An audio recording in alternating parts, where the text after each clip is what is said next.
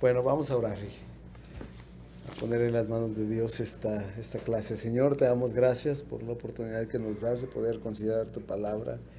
Ayúdanos a entender cómo podemos presentar el Evangelio, Señor, a nuestros hijos de una manera eficaz para que de esa manera ellos puedan creer en ti, en la obra de Jesucristo en la cruz del Calvario para salvación, Señor, en el nombre de Jesús. Amén. Amén. Entonces vamos a ver esta última parte, hermanos, de la clase número 5, que es presentando el Evangelio a mis hijos. Y vamos a ver en 6 puntos muy importantes el proceso de qué es o cómo es que nosotros debemos de presentarles a ellos el Evangelio. En primer lugar, tenemos que enseñarles acerca de la santidad de Dios. Creo que esa es la parte, una de las partes muy importantes para que nuestros hijos precisamente puedan darse cuenta que ante la grandeza y ante la santidad de nuestro Dios, ellos necesitan urgentemente un Salvador. Entonces tenemos que enseñarles acerca de la santidad de Dios. Tenemos que enseñarles del temor devoto, del temor reverente que debemos de tenerle. Y ese es un temor que tiene que darse en el corazón al punto de, o al momento de darnos cuenta de la grandeza y de la santidad de Dios. El hombre debe de tener un temor hacia Dios. Cuando el pueblo de Israel salió de la esclavitud en Egipto, eh, llegaron al monte, eh, y ahí en el monte eh, Dios le dijo a Moisés que subiera, ¿no? Y que se pusieran las tribus alrededor del monte, que se me olvidó el nombre del monte, iba a decir Moriah, pero no es. Entonces dice la Biblia que empezó a tronar en la punta del monte y que hubo el monte Sinaí y hubo truenos, relámpagos y al grado de que el pueblo de Israel le dio un temor muy grande. Y cuando Moisés vino, le dijo, ¿sabes qué? Mejor tú habla con Dios porque a nosotros nos da miedo que nos vaya a consumir, ¿no? Entonces, cuando nosotros hablamos de la santidad de Dios, tenemos que precisamente al mostrarles la grandeza de Dios, se debe de provocar un temor devoto en el corazón de nuestros hijos. Debemos de enseñarles ese temor de ofender su santidad. ¿Sí? Que ellos sepan que cuando ellos están pecando, están ofendiendo la santidad de Dios. Y basado en una verdadera comprensión de Dios, precisamente como aquel que es muy limpio de ojos, como para ver el mal, como dijo Habacuc, que no puede ni siquiera ver el agravio. ¿Sí? Darles a entender eso. O sea, Dios es tan santo, es tan limpio de ojos que Él no puede ni siquiera ver el mal. ¿Cómo es posible que hagamos nosotros el pecado o que hagamos lo malo si Dios que es tan limpio no puede verlo? Entonces, provocar en ellos ese temor. ¿Sí? Tenemos ahí algunos pasajes que ustedes en casa los pueden ir escudriñando, que básicamente hablan precisamente de la santidad y de la grandeza de Dios. Dios es absolutamente santo y por tanto su ley exige una santidad perfecta. Tenemos que enseñar eso a nuestros hijos. Dios es un Dios absolutamente santo. O sea, no hay nadie como Él. Y Él lo que Él pide de nosotros es ser santos así como yo soy santo. La ley que Él dio exige una santidad perfecta. Y esto es importante porque precisamente en ese proceso de enseñar el Evangelio a nuestros hijos, la idea, como veíamos la vez pasada, es que ellos a través de la ley puedan darse cuenta que son incapaces de cumplirla y que la ley misma va a sacar a flote su pecado. Entonces, toda la ley de Dios exige una santidad perfecta, ¿sí? Por cuanto es santo, Dios aborrece el pecado.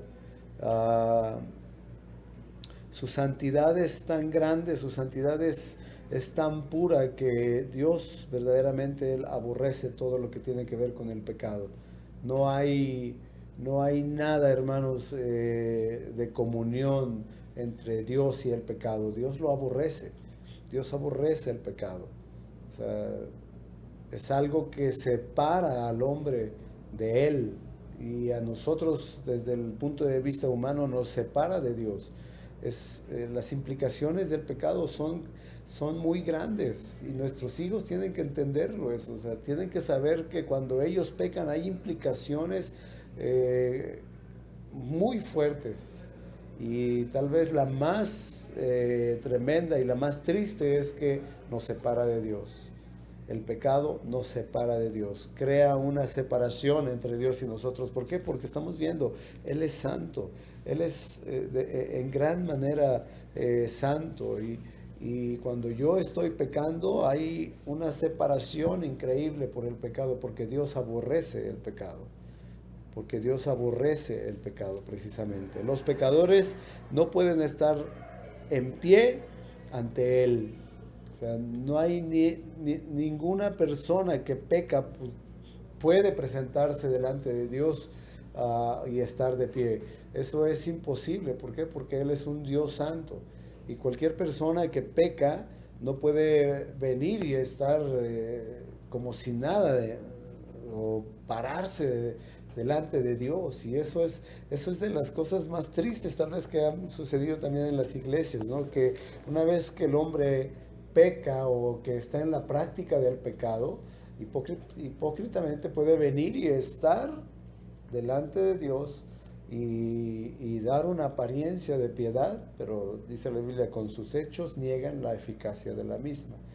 Entonces, alguien que está pecando no puede estar de pie ante el Señor. Dios saca a la luz las cosas cuando algo está sucediendo, cuando hay un pecado de alguna persona, y tal vez puede engañar por algún tiempo a alguien en la iglesia, o tal vez puede dar una apariencia, ¿no?, de piedad o de mucha santidad, pero Dios no va a permitir que esas situaciones salgan. Él las saca a la luz. Nadie puede estar de pie delante de Dios cuando hay pecado.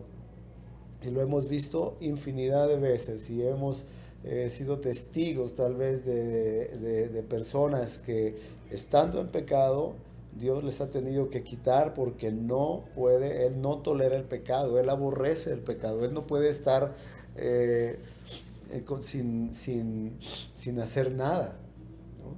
O sea, eso es algo que es su santidad, y nosotros, al presentar el Evangelio a nuestros hijos, tenemos que hablarles estas cosas de una manera clara, para que ellos precisamente, hermanos, puedan tener ese temor devoto, un temor reverente a Dios, un temor de no ofender a Dios, de no querer ofender a Dios.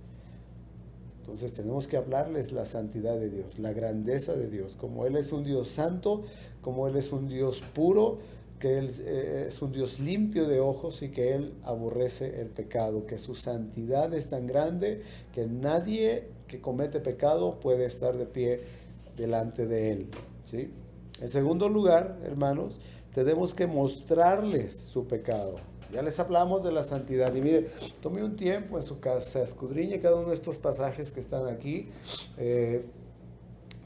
Hablan precisamente de la santidad de Dios. Eso le va a ayudar a usted para que precisamente, al estar enseñándoles acerca de la santidad de Dios, pues pueda tener todas estas herramientas, ¿no? En segundo lugar, decíamos, muéstreles su pecado. Nuestros hijos tienen que saber que cometen pecado. Enséñeles, y eso es algo muy importante, que la mala conducta no es solamente una ofensa contra papá y contra mamá, porque a veces es ahí donde se queda solamente, ¿no? Hasta ahí llegamos. No te portes mal, mira, esta mala conducta no está bien, porque tú tienes que respetar a tu mamá, tú tienes que respetar a tu papá, y a veces hasta ahí se queda, ¿no? Y le tratamos de enseñar normas morales a los hijos, y tratando de hacerles ver que la actitud que tienen, o que la mala conducta, solamente es una ofensa contra papá y contra mamá. Y no, hermanos, no es así. Tenemos que enseñarles que es pecado contra un Dios santo, que es un pecado contra un Dios santo que exige, que Él pide que los hijos obedezcan a los padres. Y eso sí, este pasaje lo vamos a leer en Éxodo capítulo 20, específicamente. Éxodo capítulo 20, versículo 12. Dice, um, dice así: honra a tu padre y a tu madre para que tus días se alarguen en la tierra que Jehová tu Dios te da, ¿no? En Efesios Pablo lo desglosa un poquito más y dice, hijos, honren a sus padres, a sus madres, porque esto es bueno delante del Señor, y además es el primer mandamiento con promesa para que te vaya bien y seas de larga vida sobre la tierra. Entonces, es una orden de Dios, es un mandamiento de Dios. Dios está pidiendo que los hijos obedezcan a los padres. Dentro de la ley que Dios le estaba dando a su pueblo, él incluyó esta parte y él puso: si hay alguien que tiene un hijo contumaz y rebelde, lo va a traer a los ancianos de la iglesia o de la congregación, dice, y él va a decir, va a hablar a los ancianos y les va a decir: este es hijo mío, es comilón, es borracho, es desobediente, es contumaz y es rebelde. Entonces, dice, toda la congregación va a sacar al hijo, al tal, y lo va a apedrear y va a morir apedreado, y así quitarás el mal de Israel. Entonces, tal vez esa era una razón por la cual los hijos eran obedientes. No les convenía mucho, ¿no? Que estar en ese aspecto, pero es un mandamiento de Dios. Dios está pidiendo que los hijos obedezcan a los padres. ¿Sí? Nosotros tenemos que ayudar a nuestros hijos, hermanos, a comprender su propio pecado. Y esto no significa, mire, esto es importante, no significa estar constantemente criticándoles o desacreditándoles, porque ese es un error que como padres podemos cometer. No vamos a estar criticándolos. Mira, es que tú, te la pasas enojada, o tú, mira, eres respondona, etcétera. No los vamos a criticar o no les vamos a desacreditar, no les vamos a decir: es que tú todo lo que haces lo haces mal, es que esto que yo te pedí no lo hiciste así, y como no lo hiciste de la manera que yo te lo pedí, pues está mal. No se trata de eso, ¿sí? Si les vamos a hacer ver su pecado, hermanos, se trata entonces de a ayudarles a considerar su condición caída desde la perspectiva de Dios. No los vamos a acosar, no los vamos a estar acosando constantemente y a ver, no, vamos a ayudarles, hermanos, a que puedan considerar su condición. ¿Cómo lo vamos a hacer? Muchas veces cuando ellos están haciendo cosas que son un pecado, o cuando están haciendo cosas que claramente nos damos cuenta es una desobediencia, una rebeldía o algo, la primera reacción que tenemos como padres es enojarnos y aventar un castigo, ¿no? Y en peor de los casos, damos una disciplina, que después vamos a tener una clase muy interesante acerca de la disciplina bíblica. Pero cuando están sucediendo ese tipo de situaciones, nosotros, hermanos, como padres, tenemos que ejercer el dominio propio. Eso guárdenlo en su corazón. Tenemos que ejercer el dominio propio. Y si en ese momento estamos tan exasperados, tan enojados, es un momento tal vez de hacer una pausa y encerrarnos un momentito, orar al Señor y pedirle que Él nos dé sabiduría, ejercer ese dominio propio y entonces poder hablar con nuestros hijos, porque la idea es ayudar a considerar que la actitud que tienen es un resultado de la condición caída y que deben de corregir. Entonces nosotros tenemos que ayudarles a nuestros hijos a darse cuenta: oye, esto que hiciste, en primer lugar ofende a Dios. Y lo que tú estás haciendo es un pecado delante de Él. A Dios no le agrada, te tienes que arrepentir. Y en segundo lugar, tú estás faltando gravemente a la autoridad que Dios ha puesto sobre ti, que somos nosotros. y tratar de hacerle ver.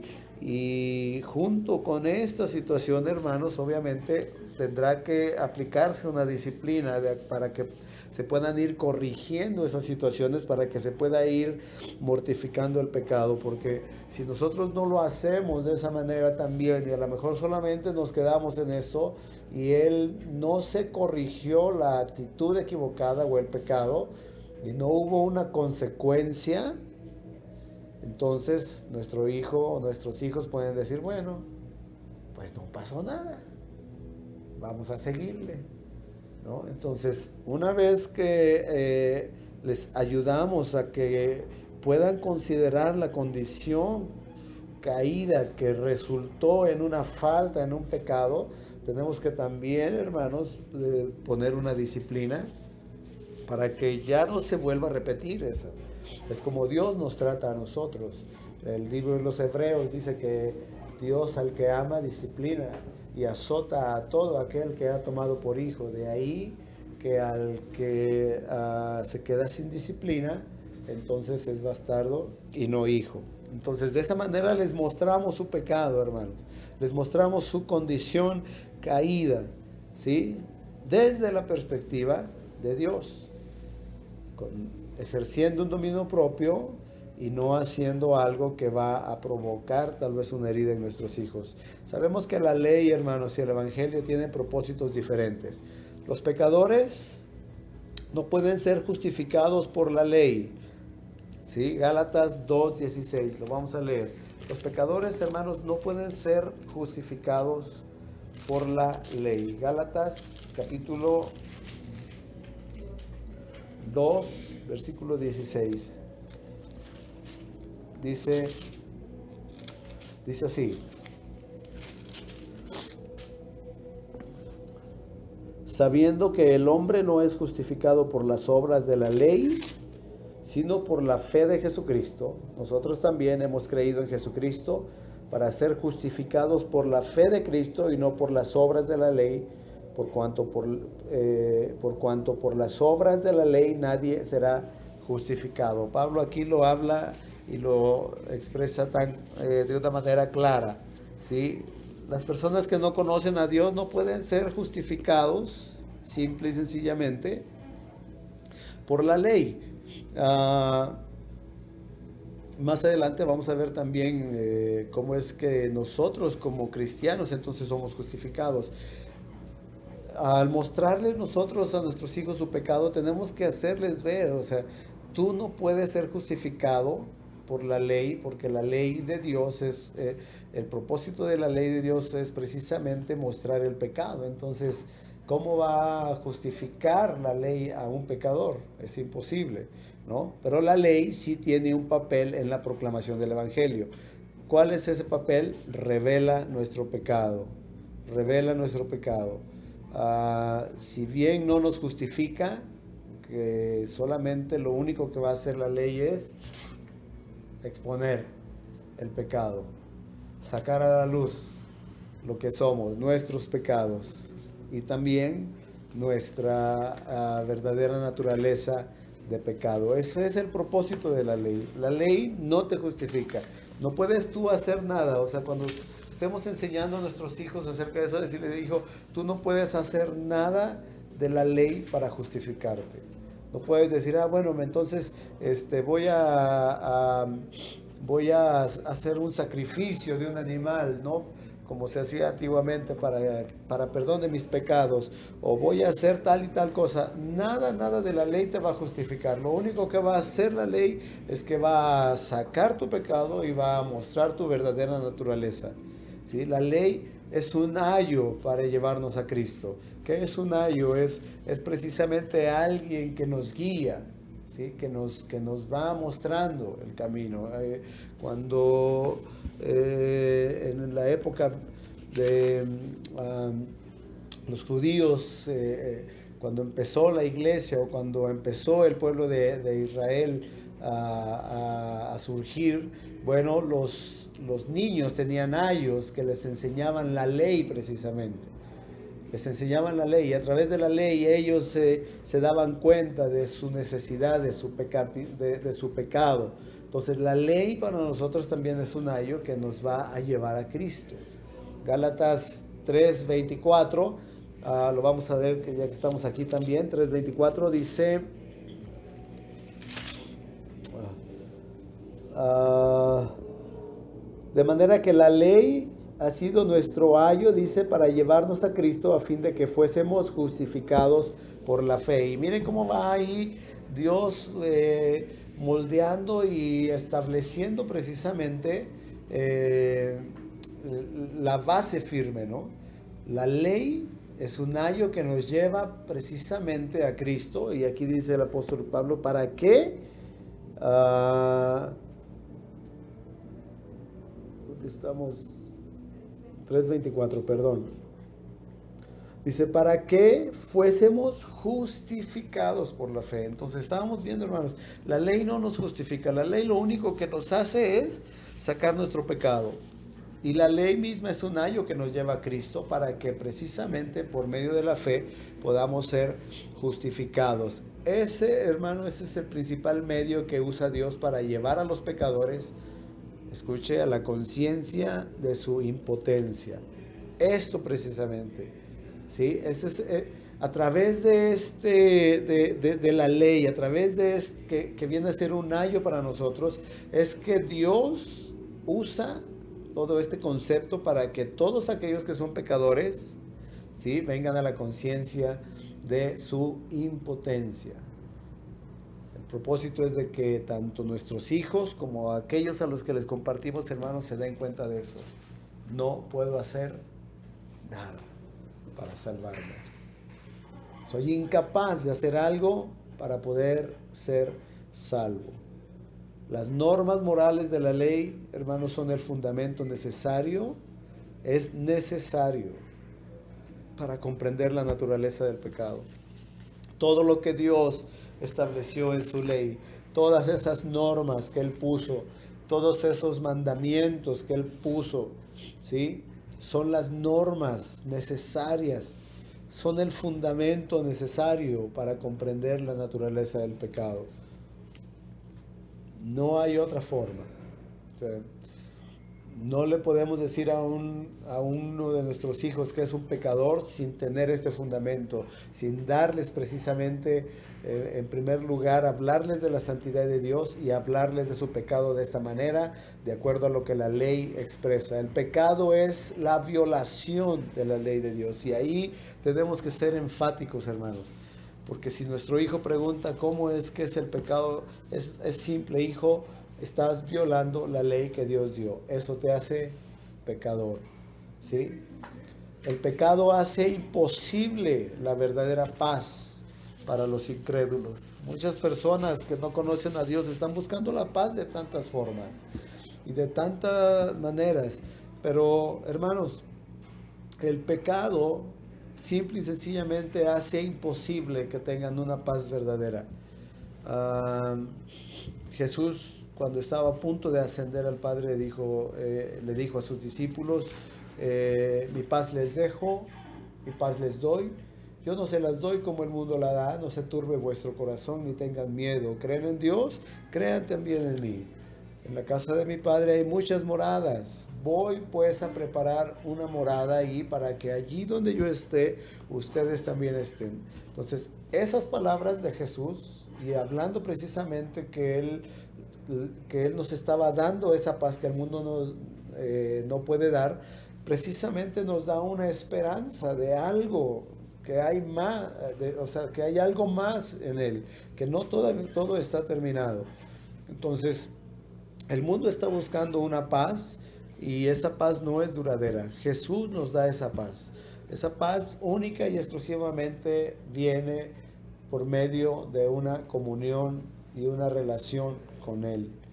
No hay otra forma. De hecho, es un fruto del Espíritu. Gálatas 5:23 dice, mas el fruto del Espíritu es amor, gozo, paz. O sea, los pecadores no pueden tener la verdadera paz. ¿Por qué? Porque es algo que únicamente depende de Dios. únicamente depende de nuestra comunión con Dios. Ahora, nuestro hijo debe de saber, todos han pecado. Romanos 3:23, por cuanto todos pecaron, están destituidos de la gloria de Dios. Entonces, nadie está exento de eso. Ninguno de nuestros hijos, ningún hombre al que le predicamos el evangelio puede decir es que yo no he pecado, yo no he hecho nada malo. No, la Biblia dice por cuanto todos pecaron. Y eso significa que lo que hemos hablado, esa naturaleza pecaminosa que hemos heredado, nos hace a nosotros precisamente pecadores. Entonces todos hemos pecado. No hay uno solo que diga no he pecado. El apóstol Juan lo describe también en su carta y dice que cualquiera que dice que no comete pecado es un mentiroso y la verdad no está en él. Y lo peor es que hace a Dios mentiroso. Entonces todos hemos pecado. El pecado hace que el pecador sea digno de muerte, porque la paga del pecado, Romanos 6:23, porque la paga del pecado es muerte, mas la dádiva de Dios es vida eterna en Cristo Jesús. Entonces, ¿cuál es el pago del pecador? La muerte. Entonces, si estamos hablándole del pecado a nuestros hijos, si estamos diciéndoles de la importancia de que lo puedan comprender, ellos tienen que saber que están dentro de este paquete de que todos han pecado y que están dentro de este concepto también de que son dignos de muerte. Los pecadores no pueden hacer nada para ganarse la salvación. No hay nada, hermanos, que un pecador pudiera hacer, lo volvemos a repetir, para poder ganar la salvación. Lo único que le corresponde a alguien que ha pecado es la muerte. Es la muerte. Dios así lo estableció. El alma que pecare, esa morirá. ¿Sí? Los pecadores no pueden cambiar su propia naturaleza de pecado. Y eso es algo muy, muy importante también, porque nadie tiene el poder sobrenatural para poder cambiar la naturaleza de pecado. Eso lo hemos hablado. ¿Qué es cuando se hace ese cambio de naturaleza? Es la regeneración. ¿Sí? Únicamente Dios es el único capaz de regenerar, de cambiar la naturaleza. Yo no puedo decir si yo soy un pecador, si soy así, he hecho todo lo malo delante de Dios. Yo, por mi propia voluntad, con mi propia fuerza, yo no podría decir, bueno, pues voy a dejar a cambiar esta naturaleza que tengo. No, eso no puede ser, no es así. Nadie, ningún hombre puede cambiar su propia naturaleza. Muchos hombres han tratado, hermanos, de cambiar eso en sus fuerzas. ¿Y qué ha resultado? Han resultado religiones, han resultado herejías increíbles, ¿no? Tenemos hombres como Mahatma Gandhi, que él dijo, bueno, voy a separarme y voy a dejar de pecar y voy a dejar de hacer tantas cosas. Y terminó en un error muy grande. Gautama Siddhartha Buda también fue otro. Hombres que pensaron que ellos con su propia fuerza podrían cambiar esa naturaleza. Y no es así. ¿Por qué? Porque esta es una obra sobrenatural. Dios es el único que puede cambiar la naturaleza. ¿Y cuándo sucede eso? Eso sucede cuando nosotros creemos la obra de Jesús en la cruz del Calvario, cuando nos arrepentimos y cuando creemos en Él como el único Salvador. El nuevo nacimiento. Ahí es donde sucede un cambio de naturaleza. Esa es la regeneración. Ningún pecador puede cambiar su propia naturaleza. ¿Sí? No hay nadie que lo pueda hacer. La regeneración es única y exclusivamente algo que Dios lleva a cabo. Los pecadores están, por tanto, en un estado de impotencia y es ahí donde tenemos que hacer el énfasis. Mira, hijo, tú no puedes hacer nada por cambiar tu naturaleza. Tú no puedes hacer nada por dejar el pecado. Tú no puedes hacer nada. Lo único que te corresponde por ser un pecador es recibir la muerte, porque es como Dios lo ha establecido. Y una vez que hemos hablado de la santidad, de Dios, que Él es tan puro, tan limpio, tan santo. Una vez que les hemos hablado del pecado, y no podemos omitir, recuerden en la clase anterior decíamos, no caigamos en la tentación, hermanos, de omitir parte de lo que es el mensaje del Evangelio, porque podemos leer los pasajes y decir, ay no, este concepto está muy fuerte para mi hijito o para mi adolescente, para mi joven, no, y tratar de buscarle el suavizar. No, hermanos, la verdad es la que hace libre, ¿sí? Entonces tenemos que hablar tal cual. Hijo, tú eres un pecador y como tal mereces la muerte, ¿sí? Está muy fuerte, o sea, pero es la verdad. Y el propósito es que a través de esto, a través de esta predicación del Evangelio, se pueda crear en el joven, en el niño, en el hombre, una impotencia y una necesidad de decir, ¿qué puedo hacer ante tal condición? Porque si no llegamos a eso, hermanos, el evangelio que se ha estado predicando, tristemente, es un evangelio que no va en este orden, en este sentido. Es acepta a Jesús y toda tu vida se va a arreglar. No, el hombre tiene que saber que es un pecador y que el pago del pecado es la muerte. Ahora, ya les hablamos de la santidad, ya les hablamos del pecado. En tercer lugar, tenemos que hablarles acerca de Cristo y de lo que Él ha hecho. Porque aquí es donde la esperanza va, o la palabra de Dios o el Evangelio va a atravesar sus corazones trayendo esperanza. Porque sí, hermanos, la verdad es que Dios es un Dios santo. La verdad es que el hombre es un pecador, pero también la verdad que nos da esperanza es que Cristo vino como la única respuesta a nuestra necesidad. En el punto 1 y 2 debemos de lograr que nuestros hijos o aquellos a los que les compartimos, hermanos, tengan ese temor y tengan esa impotencia de decir, no sé qué hacer. Y aquí en el punto 3 es donde vamos a hablarles específicamente la esperanza que hay. Tenemos que enseñar a nuestros hijos acerca de su propio pecado, que ese pecado no es en absoluto el fin o un fin en sí mismo, ¿sí? Tenemos que indicarles el único remedio para el pecado.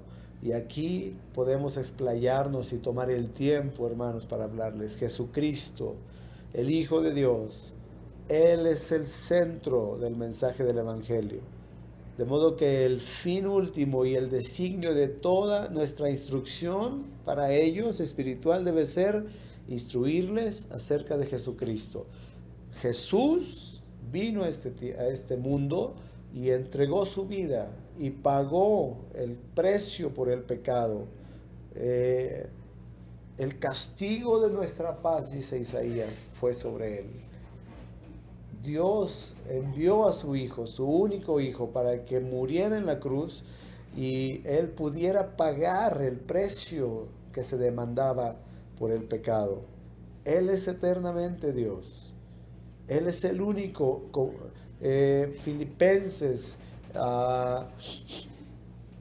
dice, haya pues en ustedes este mismo sentir que hubo también en Cristo Jesús, el cual siendo Dios, no estimó el ser igual a Dios como cosa que aferrarse, sino que se despojó a sí mismo tomando forma de siervo, hecho semejante a los hombres. Y estando en la condición de hombre, se humilló a sí mismo hasta la muerte y muerte de cruz. Entonces, podemos hablar a nuestros hijos y decirles, Jesús es el único que vino y pagó el precio que tú debías, ¿sí? Él es el Señor de todos. Él se hizo hombre, como lo acabo de mencionar ahorita del libro de Filipenses. Él es absoluto. Él es absolutamente puro y exento de pecado. Hebreos 4:5 dice que Él fue tentado en todo, pero sin pecado. Que tenemos un sumo sacerdote que se compadece de nosotros porque Él fue tentado en todo, pero sin pecado. Esa es la respuesta de Dios para nosotros. aquel que es sin pecado fue dado como sacrificio por nuestro pecado. Y eso había sido profetizado desde el inicio. Y cada vez que hubo un sacrificio por los pecados cometidos por el pueblo de Israel, cuando venían ante el sumo sacerdote y traían su cordero, traían su cordero sin mancha, venían y era sacrificado, y el hombre que había pecado ponía las manos sobre el cordero, y el sacerdote tenía que cortar, y había un derramamiento de sangre, y a través de ese derramamiento de sangre era la expiación del pecado.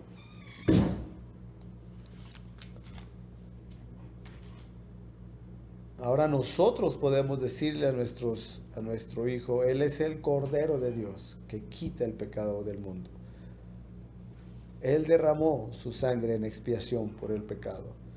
Ya no es como se hacía en la antigüedad. Ahora su sangre derramada fue derramada para expiación de nuestros pecados. Él murió en la cruz para dar un camino de salvación para los pecadores.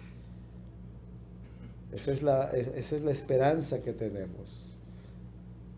Cuando el pueblo de Israel estaba a punto de salir de Egipto, fue un memorial que Dios le dio a todo el pueblo.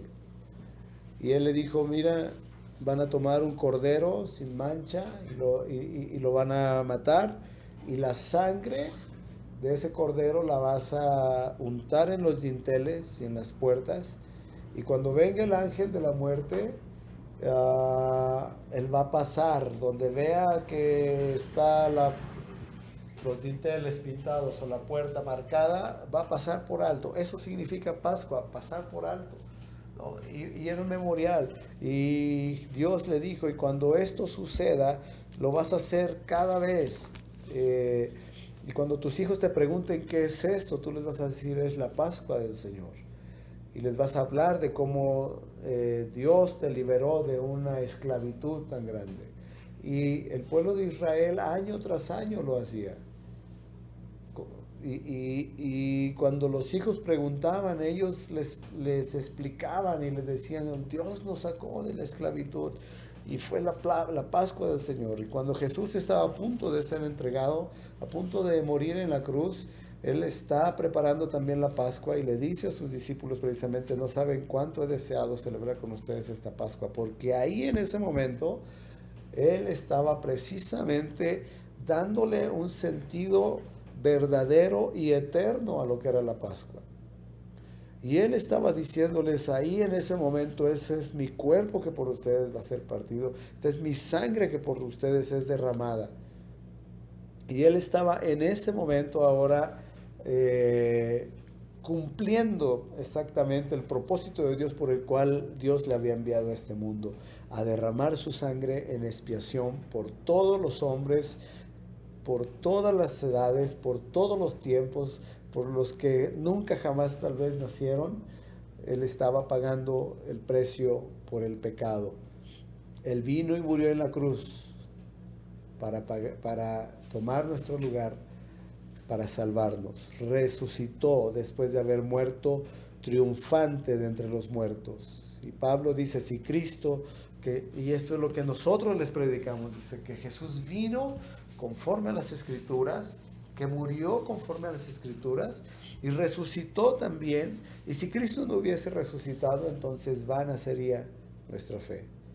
Vana sería nuestra fe. Cristo resucitó triunfante de los muertos. La muerte no le pudo retener. ¿Dónde está, oh muerte, tu aguijón? ¿Dónde, oh sepulcro, tu victoria?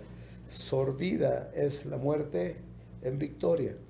Su justicia, hermanos, es imputada a los que confiamos en Él. Y eso es algo tan impresionante. Romanos capítulo 5 dice, justificados pues por la fe, tenemos paz para con Dios por medio de nuestro Señor Jesucristo.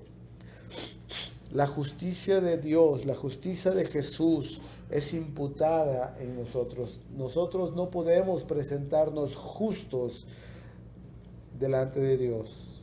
Nuestras mejores obras son como trapos de inmundicia delante de Dios.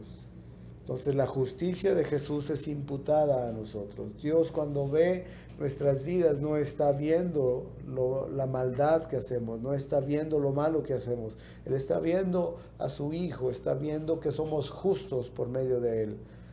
Él a través de su Hijo Jesucristo ve nuestras vidas y nos ve justos. Si no fuera así, si no fuera por nuestra fe en Jesucristo, Él vería entonces la vida de Alfredo simple, pura, así nada más, y no vería la justicia, y sería entonces un candidato para recibir el castigo. Pero a través de nuestra fe en Jesús, su justicia es imputada en cada uno de nosotros, y cuando Dios nos ve, Él ve a su Hijo. No ve nuestras vidas, no ve nuestras fallas. Él está viendo a su Hijo en cada uno de nosotros. ¿Sí? Él justifica gratuitamente a todos los que confían en Él. Y esa es la maravilla, esa es la esperanza que tenemos. No solamente le hablamos a nuestros hijos de la santidad de Dios para crear un temor devoto en ellos. No solamente les hablamos de su pecado para que haya un temor en sus corazones y haya una impotencia en ellos de decir, ¿qué puedo hacer? Pero ahora les hablamos acerca de Jesucristo y de la obra en la cruz del Calvario y todo lo que Él ganó y todo lo que Él obtuvo para que nosotros, una vez que creemos en Él, seamos justicia de Dios en Él. Y despojando, dice la Biblia, a los principados y a las potestades, les exhibió públicamente, triunfando sobre de ellos en la cruz del Calvario, y lo dio por cabeza sobre todas las cosas a la iglesia, la cual es su cuerpo, la plenitud de aquel que lo llena todo en todo. Jesús justifica gratuitamente a todos los que confían en Él. Esa es la esperanza que tenemos que darle a nuestros hijos. Saber que Cristo murió por ellos, que Cristo fue a la cruz, que Cristo, su muerte fue suficiente, satisfizo las demandas de justicia de Dios por el pecado. Y ya no hay condenación. Ahora pues ninguna condenación hay para los que están en Cristo Jesús. Los que no andan conforme a la carne, sino los que andan en el Espíritu. Del Espíritu. Bueno, vamos en el punto 4 ahora. Ya vimos hablar de la santidad de Dios, ya vimos hablarles también su pecado, ya vimos también hablarles de Cristo y lo que Él ha hecho. Y ahora vamos a ver el punto 4, hablarles lo que Dios pide a los pecadores. Entonces Dios llama a los pecadores al arrepentimiento y a la fe. La Biblia dice que Dios ordena a los hombres en todo lugar que se arrepientan. ¿Sí? Es importante insistir, hermanos, en nuestros hijos. Una vez que ellos ya han creído y han aceptado la obra de Jesús como único sacrificio, que ellos puedan entender que el arrepentimiento que Dios pide ahora es un giro del corazón. O sea, estabas haciendo esto que era pecado, ahora dejas de hacerlo. Es una vuelta de 300, de 180 grados. O sea, ibas caminando en una vida descontrolada de pecado, crees el Evangelio y das un giro completo. Dejas el pecado. ¿Sí? Eso es lo que pide Dios. Y no debe de identificarse con alguna acción externa de parte del niño. O sea, no debe de confundirse en ese aspecto con que él deje de hacer algo, por ejemplo, nada más. No, eso es algo interno. Porque muchos padres se equivocan y cuando dicen, no, es que le dije que ya lo dejara de hacer y ya no lo hizo, entonces pues ya se arrepintió. No, el arrepentimiento es algo que solamente Dios da también y que va a dar un fruto digno de arrepentimiento. Es como dice la Biblia, ¿no? Que busquemos esos frutos dignos de arrepentimiento. No es una acción externa, porque el hijo a lo mejor puede decir, lo dejo de hacer, pero por dentro no estoy agarrando todavía. Entonces son frutos dignos de arrepentimiento y nosotros como padres tenemos que estar atentos a eso. Sí, recordar que las obras no pueden salvar también. Muchos padres han caído en ese error, ¿no? De ponerle a los hijos así como que, bueno, mira, ahora de tal a tal hora vas a hacer tal oración, o de tal a tal hora vas a leer tantos pasajes. Y el hijo puede confundirse y pensar que a través de hacer esas obras o a través de hacer esas cosas, él ya está siendo salvo. Tenemos que tener cuidado. A veces usamos la imaginación para explicarle el Evangelio a los niños sin recordar que ellos tienden a formarse una imagen muy literal en sus mentes. ¿Sí? Cuando les hablamos acerca del corazón del pecador que es negro o sucio por el pecado, ¿no? Ellos se lo pueden imaginar de esa manera y tenemos que tener cuidado. Esas eran las historias que nos contaban de chiquitos, ¿no? Y nos decían que nuestro corazón o que nuestro espíritu era como un gallito blanco, ¿no? Que así era el espíritu y que la carne era como un gallito negro y que teníamos que alimentar. Y cuando nosotros damos ese tipo de historias a los niños, ellos se lo creen literalmente, ellos se crean una idea de esto, ¿sí? O también la otra idea equivocada, completamente antibíblica, que les enseñamos que Jesús está llamando a la puerta de nuestros corazones. Hermanos, no podemos sembrar en el niño que Jesús está allá afuera, de pie a la puerta de su corazón, esperando una invitación a entrar para quedarse. Eso es una equivocación y lo mencionábamos hace la clase anterior. Este es un evangelio completamente antibíblico. Jesús, Dios es un Dios soberano, lo acabamos de ver, es un Dios todopoderoso. No podemos nosotros ponerlo en ese aspecto de decirle está allá afuera. Y salió desde ese pensamiento equivocado de decir Dios es un caballero y Dios respeta. Y ponemos como que un Dios que está allá afuera, que no puede derribar la puerta, no puede entrar y decir está ahí. ¿Por qué? Porque se malinterpretó Apocalipsis 3:20. Aquí yo estoy a la puerta y llamo. Si alguno abre la puerta, entraré a él, cenaré con él y él conmigo. No está hablando nada de entrar al corazón para salvación. Y no le podemos nosotros enseñar a nuestro hijo que Jesús está ahí a la puerta esperando a que él, cuando él quiera, el soberanito, abrir su corazón para que Jesús entre. No, por eso la importancia al principio de hablarles de la santidad y de la grandeza de Dios, de hablarles de su pecado y de hablarles precisamente de que Dios es el único que puede proveer lo necesario para nuestra salvación, para que esta idea equivocada no se quede en sus corazones. ¿Sí? No podemos decirles que Él está ahí a la puerta del corazón esperando la invitación a entrar. Eso, hermanos, no es el Evangelio. Nosotros no invitamos a Jesús. Nosotros no somos los que le decimos, Señor, ven aquí. No, Él es el que nos busca. Él es el que nos salva. En la salvación, todo, hermanos, todo le corresponde a Dios. Toda la gloria le corresponde a Dios. Nosotros no tenemos nada que ver en eso. Nosotros no somos quien tiene el mando. Le abro la puerta, ándale, si Dios entra. No, Dios es el que nos busca. Estábamos muertos en nuestros delitos y pecados, sin esperanza y sin Dios. Y Él, por el puro afecto de su voluntad, nos amó y nos quiso salvar. En Jeremías, Dios le estaba hablando a su pueblo de una forma tan tremenda y fuerte para hacerle ver su pecado y su condición. Y le estaba diciendo en cuanto a tu nacimiento, le dijo, cuando tú naciste no hubo quien se compadeciese de ti, no hubo quien te limpiara de tu sangre, dice, y fuiste arrojada al lado del camino. Y entonces yo pasé, dice, y te vi ahí en tus sangres, y tuve compasión de ti, y te lavé, y te llevé, dice, y empezaste, y a causa de mi hermosura tú eres hermosa. Y empezaste a crecer, dice, ¿no? Y empezaste a ser hermosa. Y Dios ahí le empieza a hablar de una forma tan fuerte a su pueblo para hacerle ver la condición en la que él estaba. Así era nuestra condición, estábamos sin esperanza y sin Dios. No teníamos nada de que jactarnos. A veces nos jactamos y decimos, es que yo le entregué mi vida a Dios. Le entregamos un mugrero. ¿verdad? Si quisiéramos pensar así, era una vida deshecha por el pecado. No tuvimos ninguna participación. Él fue el que nos buscó, Él es el que nos salva.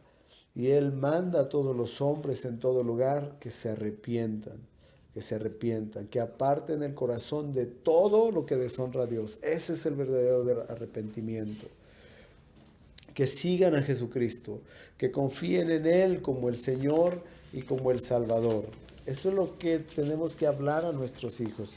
Esto es lo que Dios pide a los pecadores, que se arrepientan, que aparten su corazón de todo lo que deshonra a Dios, que sigan a Jesús y que confíen en Él como Señor y como Salvador. Y en quinto lugar, ¿qué es lo que les vamos a hablar también? Tenemos que advertirles el costo cuidadosamente. Hermanos, no debemos de presentar la vida cristiana como una vida fácil. Ese ha sido un error de las iglesias. A lo largo de la predicación del Evangelio y a partir de este hombre, Charles Finney, se me fue el año en el que empezó él a compartir de venir al altar y de abrir el corazón para que entrara Jesús. Se empezó a crear también el concepto, ¿no? De tienes que venir a Jesús y una vez que te entregas a Él, tu vida va a ser más fácil. Qué error tan grande, ¿no? No podemos presentar la vida cristiana como una vida fácil. Tenemos que advertirles a nuestros hijos el costo cuidadosamente.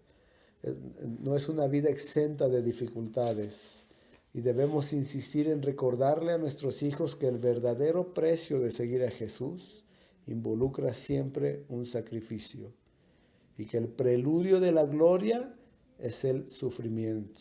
Tenemos que mencionar que aquellos que le aceptan hacen con ello una consagración incondicional, hermanos, a seguirle, que literalmente puede costarles la vida. Jesús cuando estaba hablando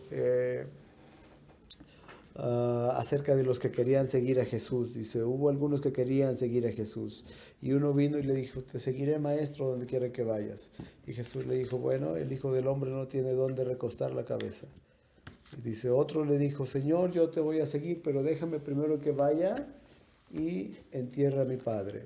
Entonces Jesús le dijo, bueno, deja que los muertos entierren a sus muertos, ¿no? Y después otro le dijo, yo sí te voy a seguir, Señor. A otro le dijo, sígueme. Y entonces él le dijo, pero bueno, déjame primero, voy a despedirme.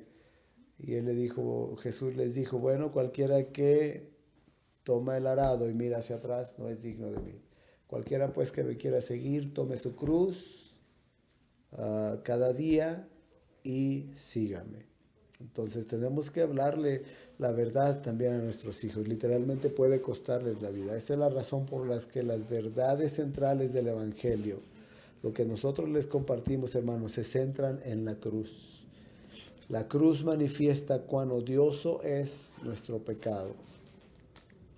La cruz muestra lo odioso que es nuestro pecado. Revela el gran amor de Dios al pagar un precio tan elevado por la redención, pero también nos muestra el costo de seguirle involucrando la disposición a sacrificarlo todo, todo, hermanos. Entonces, eso es el significado de lo que tenemos también aquí en la iglesia, ¿no? La cruz que pusimos. Bueno, a través de eso nos recuerda lo odioso que es nuestro pecado. Meramente no es nada de idolatría, solamente es recordarnos lo doloroso, lo odioso que es el pecado. Recordarnos el gran amor de Dios, que Él pagó un precio tan elevado por nuestra redención. Y el costo de seguir nosotros involucrándonos en esa disposición a sacrificar todo por Dios. Tome su cruz y sígame, fueron las palabras de Jesús. Debemos de disponernos a seguir a Jesús hasta la misma muerte.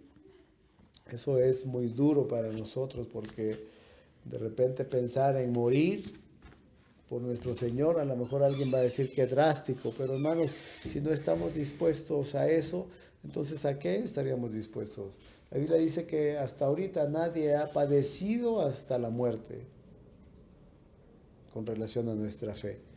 Pero si fuera necesario, nuestros hijos tienen que saber, tendríamos que estar dispuestos a morir por nuestro Dios. Y en sexto lugar, hermanos, apremiarles a que confíen en Cristo, a que confíen en Cristo. O sea, algunos padres se van a sentir enormemente incapacitados para enseñar tanto. Puede ser que alguien se sienta incapaz y decir, ¿cómo yo le voy a enseñar esto a mis hijos? Todo esto requiere diligencia, como hemos visto desde Deuteronomio, ¿no? Cuando Dios le dio el mandamiento a su pueblo, y este mandamiento que yo te doy estará en tu corazón para que lo guardes todos los días de tu vida y lo enseñarás a tus hijos y a los hijos de tus hijos. Esta diligencia, hermanos, es absolutamente esencial en lo que Dios demanda de nosotros como padres. Así que si creemos, cualquiera de los que estamos aquí, que nuestra propia comprensión de las verdades espirituales es insuficiente para enseñar esas cosas a nuestros hijos, hermanos, más vale que comencemos a aprender inmediatamente. Inmediatamente. Dios nos considera responsables como cristianos y como padres, de que tengamos el suficiente conocimiento de la verdad fundamental del Evangelio como para que podamos enseñar a otros. Y esto que estamos dándoles, hermanos, esta es precisamente una base para comenzar. Esta es una buena base para empezar a escudriñar las Escrituras de una manera exhaustiva y comenzar a ver cuál es el verdadero evangelio. Pablo le dijo a Timoteo, esfuérzate en la gracia de nuestro Señor Jesucristo. Y lo que has oído de mí, esto también enseña a hombres fieles, idóneos para enseñar también a otros. Uno de los deberes básicos como cristianos, hermanos, como padres sobre todo, es enseñar y exhortar a los hermanos en la fe. Es uno de nuestros deberes. Otro deber esencial, hermanos, es enseñar a los incrédulos la verdad del Evangelio. Entonces, aquí hay un punto muy importante. Si eres recién nacido en Cristo, ¿sí? Como si has sido indiferente, tal vez en el estudio de la palabra, es ahora nuestro deber comenzar a estudiar para mostrarnos aprobados ante Dios, para ser obedientes como padres y como cristianos. Esto demanda, hermanos, mucha diligencia. Las demandas sobre los padres son constantes. Dios demanda constantemente a los padres que enseñemos a nuestros hijos, que los instruyamos.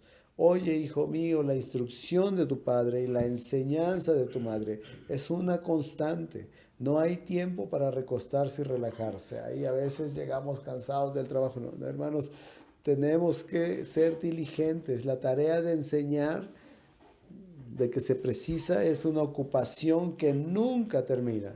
Nunca vamos a acabar de enseñar a nuestros hijos hasta que Jesús venga nuevamente por nosotros y nos lleve con Él para estar para siempre a su lado. Hay mucho que enseñar y las oportunidades no tienen fin.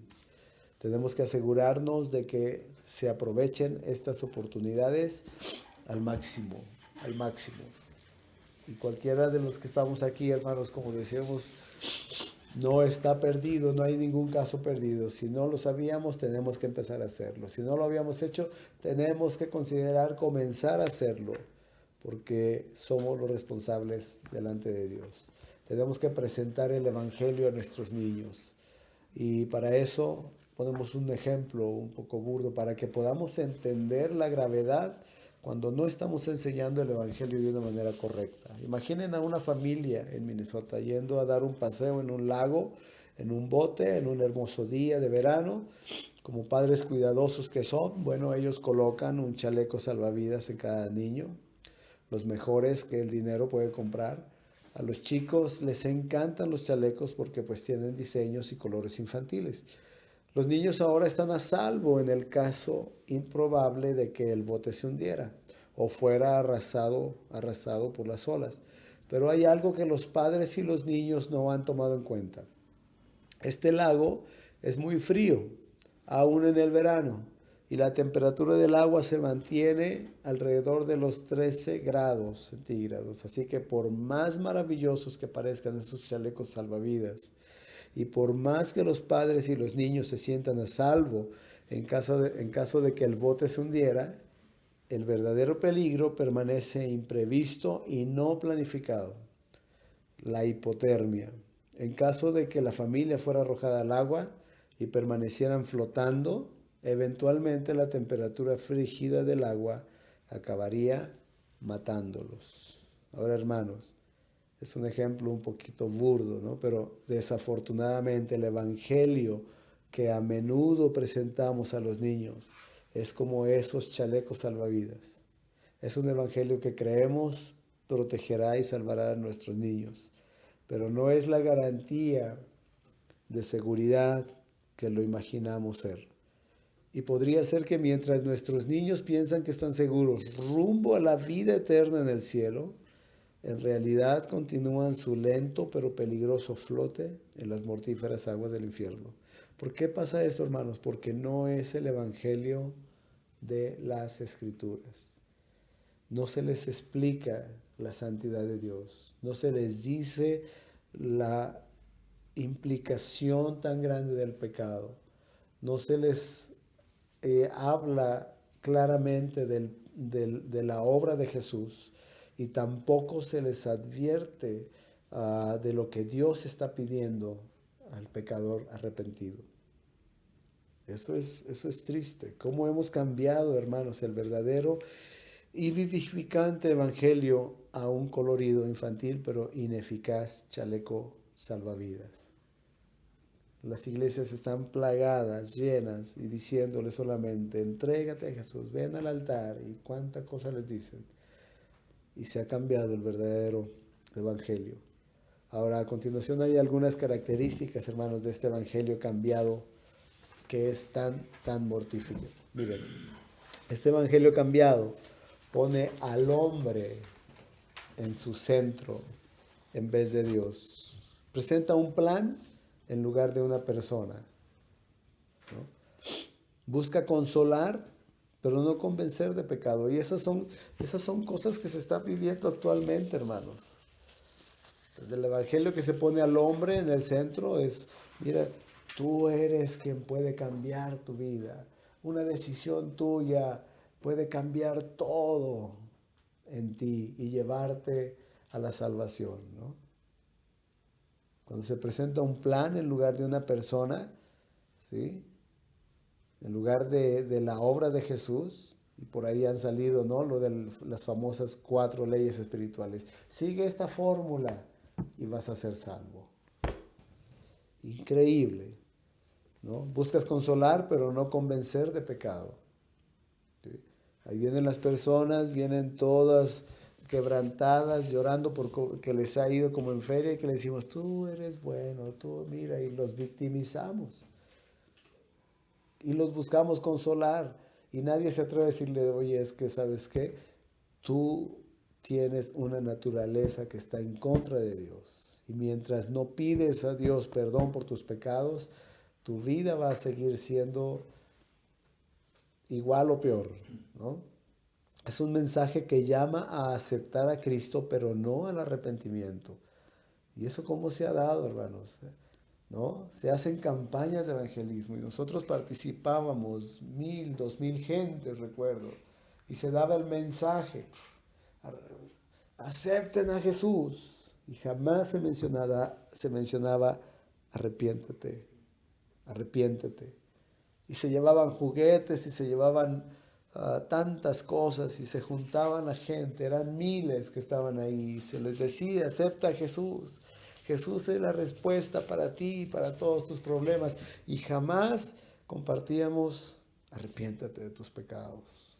Tristemente, y para nuestra vergüenza lo decimos, ¿eh?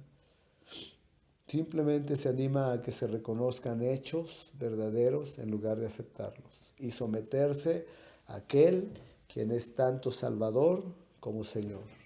Esclaviza a los hombres este evangelio, a las obras, en lugar de liberarlos para hacer buenas obras. Y las personas viven así. Y cuando van y hacen algo, la frase célebre que dicen es, ya cumplimos. Ya cumplimos. Hoy ya cumplimos, Señor. Llevamos comida a los pobres, llevamos, etcétera, y regresamos y decíamos, ya cumplimos. Ah, todo esto, hermanos, todo este evangelio, todo lo que declara, pretende salvar por medio de la elección, escuche, decisiva del hombre, en lugar de a través de la gracia soberana de Dios. Todo lo que este evangelio dice o proclama es una decisión. Tú decides cuándo. Y la gracia soberana de Dios ni siquiera se menciona. Promete afirmación en lugar de transformación.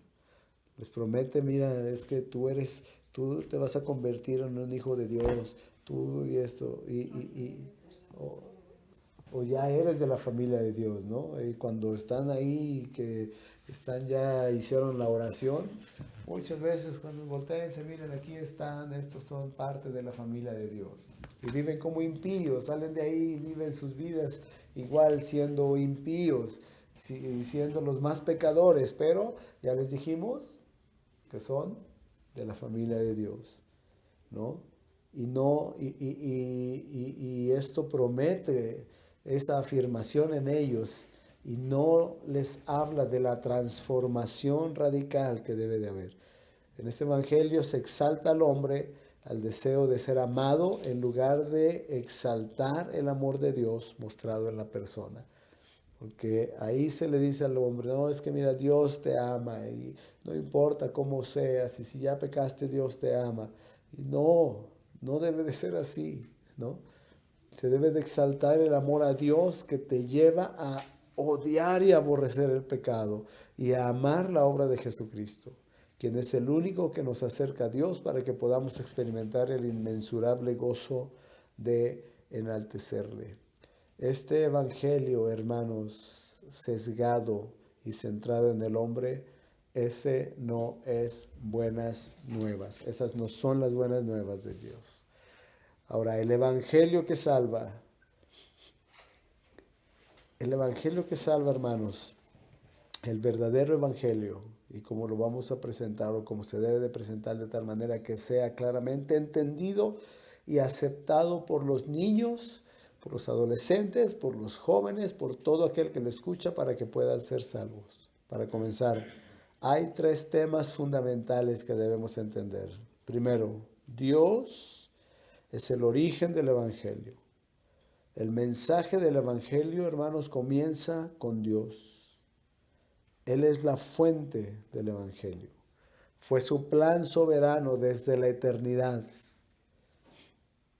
Cuando presentamos nosotros el evangelio a los niños, debemos comenzar con Dios, no con nosotros mismos.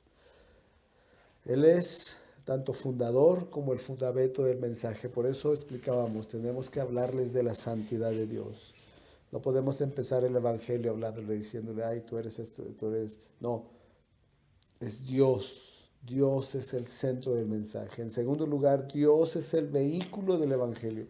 Él mismo es el medio por el cual el evangelio ocurre y se lleva a cabo. Muchas veces se les presenta a los niños un evangelio que les da la impresión de que en última instancia su valor y su propia decisión es lo que les salva. Pero eso no es el caso, así no es.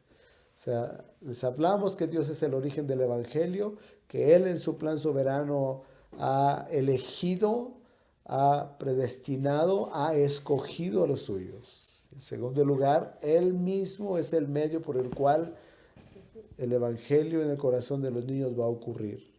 Este mensaje es central y el medio de la fe salvadora está enfocado en la persona y la obra del Hijo de Dios, Jesús, para mostrar su valor demostrado en su perfecta obediencia, en su muerte sustitutiva y su gloriosa resurrección. Hermanos, aún la fe salvadora finalmente ocurre por la obra decisiva de Dios en el corazón del corazón humano. Ningún ser humano puede decir o adjudicarse que él creyó en Jesús, porque la fe Dios la pone en el corazón para que podamos creer en él. Efesios dice, porque por gracia sois salvos por medio de la fe, y esto no es de ustedes, es un don de Dios para que nadie se gloríe. Es el regalo que Él nos da al creerle. Yo no podría jactarme y decir, es que yo creí en Jesús. No, Dios tuvo que poner fe en mí para creer la obra de Jesús. Dios tuvo que hacer eso. Yo no tuve que participar, no hay ninguna participación en mí. Por gracia sois salvos por medio de la fe. Y eso no es un don de ustedes. No es de ustedes, dice, es un don de Dios para que nadie se gloríe.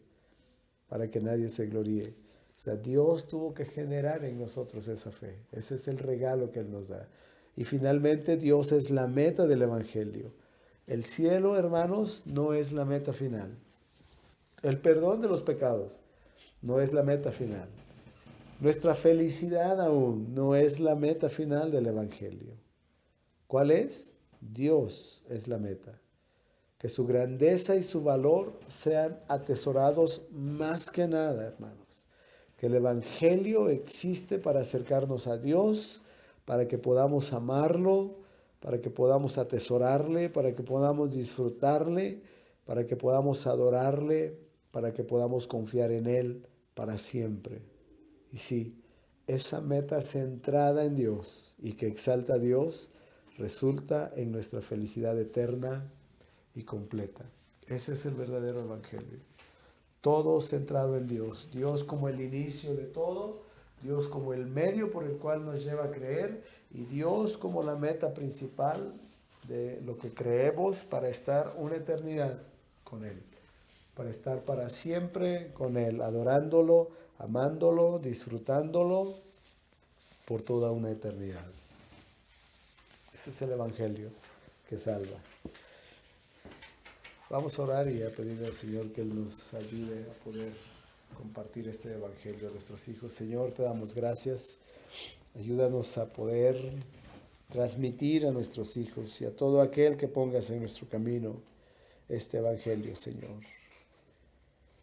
Tú comenzaste tu ministerio hablando estas palabras, arrepiéntanse y creed en el Evangelio. Ayúdanos a que de esa forma podamos compartir, Señor, que tú eres el centro de todo. Tú eres el centro de todo lo que creemos, Señor. Tú eres el mediador, el vehículo, el que genera en nosotros esa fe para creer en ti. Y tú eres, Señor, nuestra meta principal, para que un día podamos disfrutar de tu presencia por toda una eternidad. En el nombre de Jesús. Amén.